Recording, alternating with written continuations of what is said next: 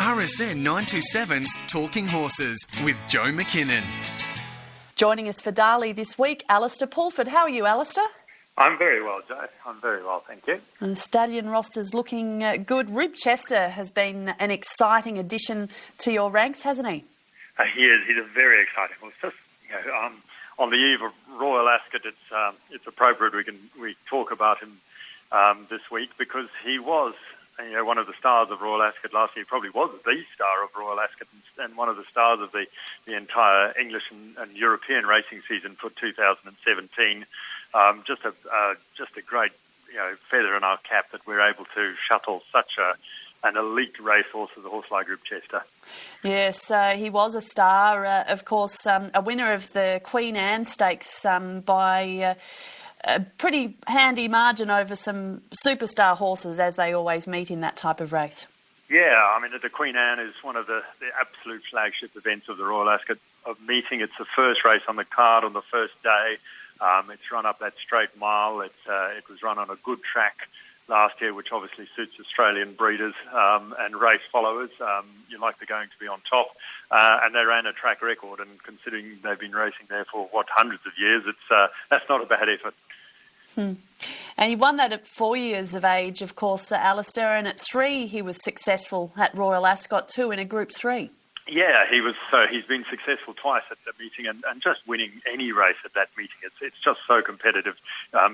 We all know how competitive racing is over the Cup week here between Derby Day and Final Day. It's difficult to win any race, never mind a Group 3 or a Group 1 for that matter. So it's a great credit to the horse that he was able to win 2 years in a row at the Royal meeting. So he'll be standing for a fee of $24,750. Yeah, 22.5 plus the GST. I think we priced him extremely well. He's a horse that compares in profile to a horse like Shamadal, particularly, who we brought down quite a few years ago, and such a successful sire. Horses like Dubawi, those sort of great European milers really seem to hit home here. Those are the shuttle horses that really seem to work. The horses that we're not trying to compete with all the very elite Australian sprinters, and we'll talk about them in a little while. But the horses like Shamadal, Dubawi, those sorts of horses go back to last Tycoon Royal Academy. Those elite European milers really can make their mark, and at stud here, Teofilo is another one that can throw those top weight for age horses. That's the sort of thing we're hoping that Ribchester will be able to do. Certainly, he's been very popular in the Northern Hemisphere, I can tell you that. He's covered 154 mares for the season. He's very fertile. He's got 128 of 154 in foal, with a few still to be tested. So fertility is not going to be an issue, that's for sure. What's been the reaction from breeders to his arrival in Australia for the season? A new addition, of course, to the ranks. So far, how would you measure interest? The interest is very strong.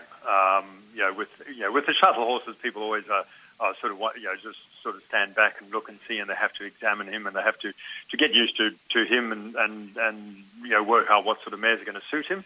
But he's quite an easy horse to make too, because he's a big, scopy, good-looking horse. He's going to suit so many of our Danehill line mares that well. The mares by Snitzel, the mares by Not a Single Doubt, the mares by Exceed and Excel. Those sorts of mares are going to suit him absolutely right down to the ground, both physically and on pedigree. And fitting, we should talk about him this week with the link so strongly to Royal Ascot, which is almost upon us again. And you'll be represented very well by a horse called Harry Angel this year. Yeah, well, Harry Angel takes on Merchant Navy and Redcoat Warrior in one of the, certainly the race of most interest for Australia over the week. It's the Diamond Jubilee Stakes on the last day of the meeting. Harry Angel has been the top sprinter there over last season. He was a brilliant Group 1 winner last season. He's really, really highly thought of there. He is narrowly favoured for the race. The bookmakers have a narrow favourite over Merchant Navy and then Redcoat Warrior. So certainly the local bookmakers rate him very highly. But look, he is a superstar horse. By Dark Angel, he's had 5 wins out of 9 starts. Group 1 winner, as I said. He won a Group 2 first up this year. He's only had 1 start this year. Just over a month ago, he's a Group 2 winner first up. His form is outstanding. He really is a top-class horse. He's apparently a lovely-looking horse by a very good sprinting siren, Dark Angel. And that Group 2 win last month was first up, as he mentioned, after 6 months on the sidelines. Yeah, and he had the winter off in England as most horses do. Last year he won the July Cup at Newmarket, Group 1. He followed that up with a win in the Haydock Sprint Cup, Group 1. So he's a dual Group 1 winner. He was a very good 2-year-old as well, a Group 2 winner at 2. Just a really top-notch sprinter. He started I think 4-9 favourite, 1-2 on basically in his first up run at Group 2. That's how highly the English rate. And back to local matters, Alastair. The Great Southern Sale begins today in Victoria. What's Darley's representation like in the Weanling book? Well, we're very well represented. We're well represented, not as quite as big as representation as we had at the Gold Coast recently, but obviously looking forward to the progeny of Exosphere. And Exosphere sold so well up at the Gold Coast, they really made an impression, and Kermadec wasn't very far behind him. So they're the ones we're really looking forward to. But absolutely, we're well represented in a big catalogue of horses. It's gonna be some event down there at Oaklands.